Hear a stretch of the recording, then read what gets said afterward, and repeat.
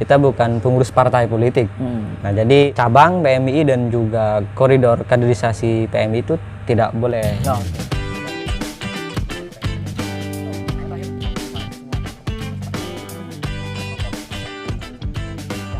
SD-nya di mana? Saya di Madrasah Ibtidaiyah, Mas. Madrasah Ibtidaiyah. Madrasah Ibtidaiyah itu MI ya? Iya, Di mana di Pondok Pesantren Al Islam Moncek Tengah. Al Islam Moncek Tengah, Kecamatan? Kecamatan Lentang, Kabupaten Sumbawa. Oke. Itu MI-nya? MI-nya. Kemudian SMP atau MTS? MTS sama MA-nya juga sama di satu sekolah. Satu yayasan? Iya, betul. Oke. Kemudian perguruan tingginya? Perguruan tinggi di S1 itu di Institut Ilmu Keislaman An-Nagoyah, Instika Gulu-Gulu, dan S2-nya sekarang di IAIN Madura, Pamekasan. Menjabat sebagai ketua cabang sudah lulus di sarjana ya? Ya, di Sarjana 1. Tahun berapa lulus? Tahun 2019 akhir. Tahun 2019 akhir, berarti sudah hampir 2 tahun. Hampir 2 tahun. Sekarang S2 di IAIN? S2 di IAIN. IAIN Madura. Kemudian sekarang sudah semester berapa? Semester 2. Semester 2? Semester 2. Berarti baru 1 tahun masuk? Baru 1 tahun. Jadi ketua cabang PMI Sumeneb ini saat ini sedang menjalani masa kuliah Strata 2 di IAIN Madura. Dan sejak tanggal berapa menjabat sebagai ketua BC PMI? Terpilih pada tanggal 2 Mei 2020. Jadi sekitar 2-3 mingguan yang lalu lah. Baru 3 minggu yang lalu? Baru 3 minggu yang lalu. Oke. Kalau di PMI dibesarkan di komisariat mana dulu? Di Instika ya? Di Instika Gulu-Gulu. Oke. Waktu itu bergabung ke PMI sejak semester berapa? Semester 1 memang sudah gabung di Mapaba. Semester 1 sudah Mapaba? Mapaba. Sudah resmi jadi anggota PMI sejak semester 1? Sudah semester 1. Kenapa bisa tertarik waktu itu ke PMI? Ya, pada waktu itu saya melihat di sahabat-sahabat atau teman-teman yang saya lihat itu banyak yang membicarakan persoalan PMII pada waktu itu. Sekaligus juga pas waktu ordik, presiden mahasiswa, gubernur mahasiswa, dan hampir dari kabinet kampus itu rata-rata PMII. Di Instika? Di Instika. Okay. Jadi saya berpikir, wah ini kok organisasi yang sangat favorit, jadi begitu. Akhirnya masuk ya? Akhirnya saya juga gabung, ngajak teman-teman untuk gabung.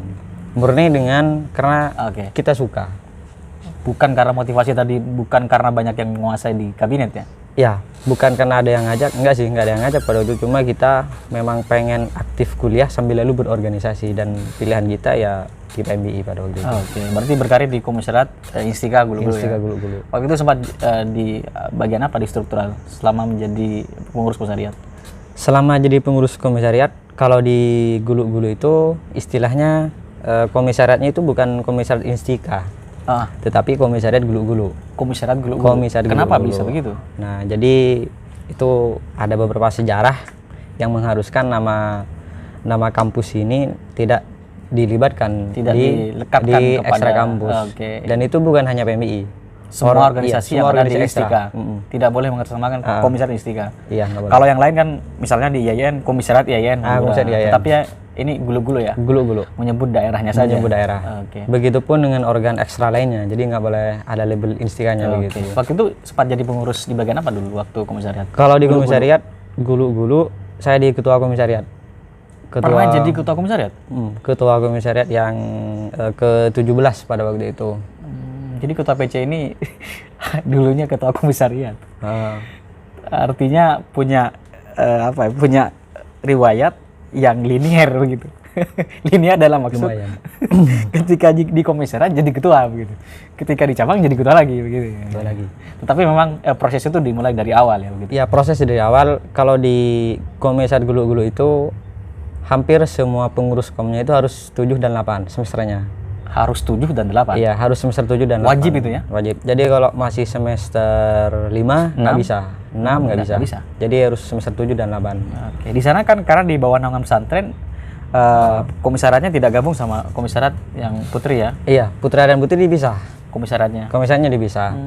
Tapi tetap secara struktural, satu struktural. Hanya saja wilayahnya aja yang dipisah. Oke.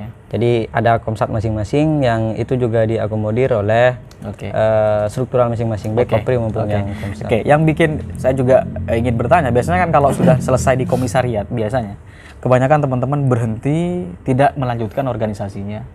Begitu. Jadi misalnya selesai komisariat, dia kerja misalnya, tidak lanjut kuliah, dan dia tidak melanjutkan ketika cabang. Jadi waktu itu membuat kamu terus berlanjut ke tingkat kepengurusan cabang apa waktu itu? Yang pertama sih alasannya karena saya masih sangat suka dengan organisasi. Sangat suka. Sangat senang dengan PMBI. Pada waktu itu lulus, setelah itu saya ada tawaran di BPH cabang. BPH Waktu itu apa? itu saya di ketua 1 cabang PMBI Sumeneb, BPH itu apa? Singkatannya apa? Badan Pengurus Harian. Oh, Nah, di Badan Pengurus iya, iya. Harian Di PCPMI di Sumeneb ya? PMI Sumeneb, kebetulan ada tawaran demikian, ya akhirnya karena saya juga masih sangat ingin berproses di PMI, ya saya Setelah lanjutkan. lulus? Setelah lulus itu. Jadilah pengurus PC tahun? Tahun 2020-an lah. Oke. Ya, 2000. Itu awal kali jadi pengurus cabang? Awal kali jadi pengurus cabang. Ini sudah masuk kali Tahun periode kedua. Sudah. Oke. Kemudian setelah itu mencalonkan diri sebagai Sebagai ketua umum. Ketua Umum PCPMI PCPMI dan alhamdulillah terpilih ya? Alhamdulillah. Oke. Misalnya gitu kan. Kemarin sudah memimpin kota komisariat sebelum-sebelumnya, hari ini memimpin cabang. Jadi prinsip yang paling dipegang untuk memimpin organisasi ini apa? Saya masih berkeyakinan bahwa setiap pemimpin itu dipersiapkan. Entah dipersiapkan oleh dirinya sendiri maupun oleh lingkungan. Jadi kita harus mempersiapkan diri untuk jadi seorang pemimpin, karena dunia kepemimpinan itu kan dunia seni. Jadi apapun bisa terjadi. Dalam hal yang saya selalu persiapkan itu adalah, yang pertama adalah kita mempersiapkan mental terlebih dahulu. Kita berani melakukan apa saja, dan kita harus berani menanggung resiko. Jadi kalau misalnya kita jadi pemimpin, dicerca dari kanan dan kiri itu sudah hal biasa. Dianggap gagal oleh siapapun itu sudah hal biasa. Sudah biasa. Kalau kita nggak berani menerima Itu semua kritik dan saran dari luar, kita nggak bisa jadi pemimpin. itu yang selalu menguatkan kamu untuk terus memimpin ya. Iya, ya itu. Dan hari ini tingkat cabang. Jadi apa tidak lebih berat ya ketika dulu memimpin komisariat, hari ini memimpin cabang gitu. Bukan hanya ketua 1 ini, ketua cabang hari ini ya gitu. Beratnya sangat. Oke. Beratnya sangat karena ini juga amanah kan. Amanah, dan ini kepercayaan yang telah diberikan oleh Komsat juga se-Kabupaten Sumeneb, dan tanggung jawab besar ini harus terus saya pikul selama 1 periode kepengurusan. Oke, ini baru berapa bulan terpilih? Tanggal 2 Mei 2021. Jadi 2 Mei. 3 mingguan inilah. 3 minggu. 3 mingguan. Berarti belum dilantik ya? Belum Dilantik. Berarti. Ini berarti ini ketua yang masih sangat baru sekali berarti. Tanggal 2 Mei baru terpilih dan hari ini belum dilantik ya? Belum. Oke. Jadi kalau misalkan ditanya, apa yang dirasakan ketika menjadi ketua cabang? Perasaan pertama sih ya alhamdulillah, bersyukur karena sudah memenangkan kompetisi kemarin. Oh, ada kompetisinya ya? Ya anggaplah kompetisi lah.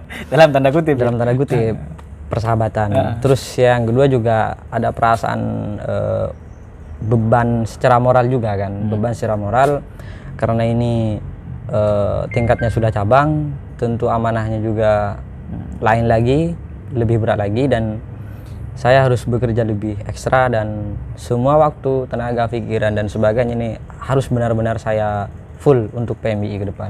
Kurang lebih ada berapa komisariat di Sumeneb? Di Sumeneb ini ada sekitar 9 komisariat. 2 komisariat persiapan dan 7 komisariatnya definitif. Oke. Kalau jumlah anggota berapa? Secara keanggotaan. Kemarin kalau di Maba, di keanggotaan baru 2020 ini dari Total dari kampus semuanya? Iya, dari total 17 kali Maba, rayon 11 rayon dan 9 komsat itu sekitar 914. Itu hanya angkatan baru? Angkatan yang terbaru. Belum angkatan di atasnya? Iya, belum angkatan yang sebelum-sebelumnya gitu. Oke, kalau misalkan dikalkulasi anggota PMI di Sumeneb dari tingkat cabang yang hari ini pengurus cabang sampai pengurus komisariat dan pengurus rayon, belum terhitung berapa ya? Kalau dari database yang kita punya sekitar 3.400-an lebih, 3.500. 3.500. Iya. Anggotanya di Sumeneb. Di Sumeneb. Karena Terbanyak di mana? Komisariat mana? kalau terbanyak pertama itu ada di Universitas Wiraraja. Terus yang kedua ada di Komisariat Gulu-Gulu. Juga ada di STKIP PGRI Sumeneb. Itu terbanyak. 3 komsat ini selalu melahirkan kader setiap tahunnya, anggota itu sekitar hampir 300-an lah. Itu setiap tahun. Jadi dari 3 komsat ini saja sudah hampir 1.000. Oke. Jadi cukup banyak sekali. Banyak sekali. Kalau ini kan kembali lagi, organisasi itu kan apa ya, semacam jalan juga untuk berkiprah begitu kan. Salah satu cara berkiprahnya adalah dia juga berperan menjadi ketua BEM, menjadi gubernur begitu. Mayoritas PMI di kampus-kampus di Sumeneb apa juga mendominasi peran atau bagaimana? Ya, di 2020 kemarin kita mendata kabinet BEM atau Dema di Sumeneb itu. Alhamdulillah dari semua kampus itu PMI. Presiden mahasiswa rata-rata semua kampus tanpa terkecuali. Kalau gubernur mahasiswanya masih variatif. Masih variatif, ada di luar PMI juga. Oke. Tapi kalau BEM hampir begitupun dengan DPM atau Senat.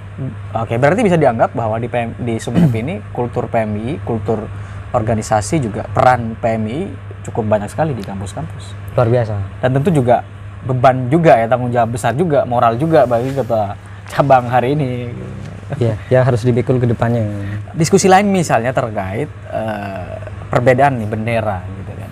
Tak jarang ya mahasiswa di bawah gitu kan, di kepengurusan komisariat di kampus sering bersinggungan dengan organisasi lain begitu kan. Biasanya kalau menemukan kader di bawah yang bersinggungan dengan organisasi lain di bawah, entah misalnya nanti ketemu konflik misalnya, biasanya apa yang dilakukan ketua cabang gitu misalnya?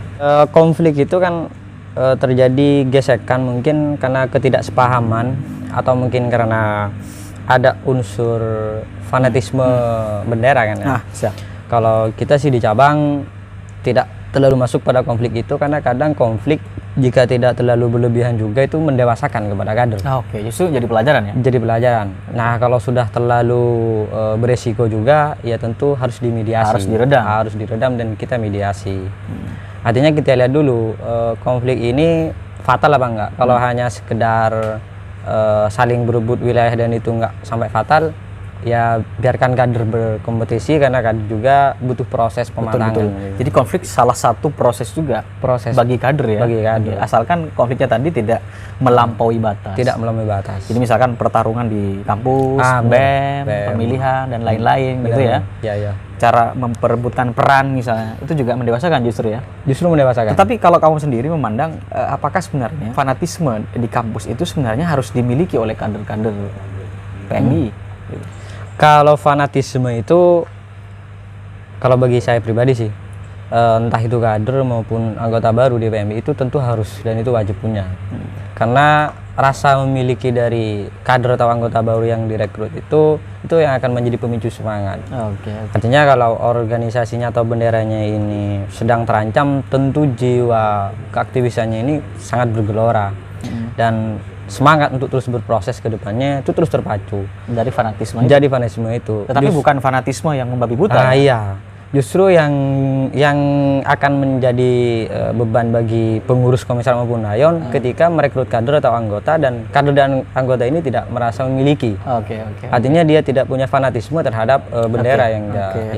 Dan begitu yang harus dilakukan. Artinya koridor fanatismenya begitu. Iya. Tapi dengan catatan tidak menimbulkan fitnah yang buruk atau apa ya istilahnya memarginalkan organisasi lain atau bendera lain karena ini juga sama-sama berproses. Ini sama-sama berproses. Dan bagaimana sih sebenarnya juga misalnya cara menghadapi ini kan kultur tiap komisariat berbeda nih ya pasti. Apa yang dilakukan biasanya untuk bisa mengenali kultur komisariat itu? Di Sumeneb ya khususnya ini kan adat ketimuran Pulau Madura masih sangat terjaga di Sumeneb. Artinya setiap komsat ini masih mengedepankan rasa etika juga. Terus juga di Sumeneb ini setiap komsat memiliki karakteristik masing-masing. Tentu mapping karakteristik ini juga penting bagi kita untuk setidaknya suara-suara dari komsat itu benar-benar satu visi dan misi dengan cabang. Dan juga pendekatan persuasif itu penting. Pendekatan persuasif. Kalau kita di aktivis kan pendekatan aktivis rata-rata itu persuasifnya dengan ngopi misalnya, dengan baca buku bareng, atau misalnya ngajak temen silaturahim ke komsat-komsat yang lain, dan lain sebagainya. Itu juga yang perlu dilakukan oleh kita ke depannya. Nah, diskusi terakhir ini terkait senior gitu kan.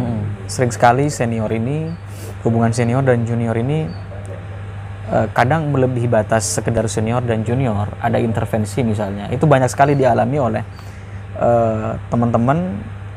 Saya juga banyak mendengar cerita bahwa ada kadang senior yang sudah lama gini, sudah lama lepas dari pengurusan cabang dan sangat jauh di atas pengurus cabang, mungkin udah 10 tahun lulus tapi kadang mengintervensi gitu ke kepengurusan cabang, ke kepengurusan komisariat. Biasanya bagaimana menepis itu, atau apa jalan tengah yang harus dilakukan ketika ada senior misalnya mengintervensi kepengurusan cabang begitu?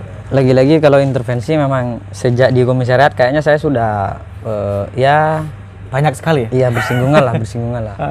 Artinya menanggapi intervensi senior itu kita lihat dulu intervensi ini bermanfaat nggak untuk kita, untuk kepengurusan.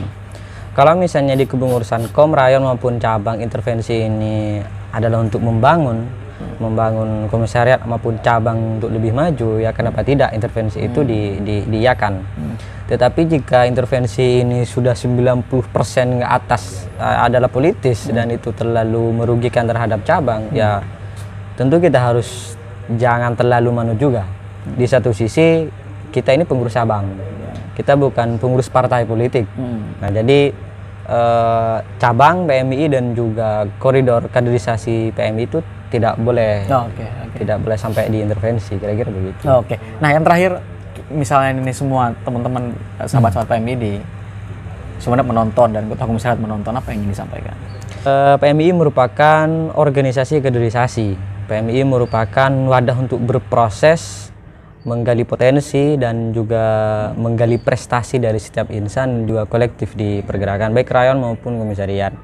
Jadi kedepannya harapan besar komisariat dan rayon se-Kabupaten Sumeneb ini mampu bekerja sama dengan baik untuk kemajuan masa depan PMI Sumeneb, yang dari beberapa tahun sebelumnya juga setiap komsat maupun rayon maupun cabang itu juga memiliki visi misi yang sama. Artinya siapapun pemimpin yang ada di PMI itu rata-rata menginginkan PMI-nya maju. Nah untuk itu saya mengajak seluruh komisariat maupun rayon untuk sama-sama bekerja dengan baik ke depannya untuk kemajuan masa depan PMI di Kabupaten Sumeneb. Terima kasih teman-teman yang menonton podcast ini, dan tentu ini tidak hanya di Sumeneb, kita akan muter-muter semadura. Ketua PC PMI Semadura, juga Ketua GMNI Semadura, Ketua HMI Semadura.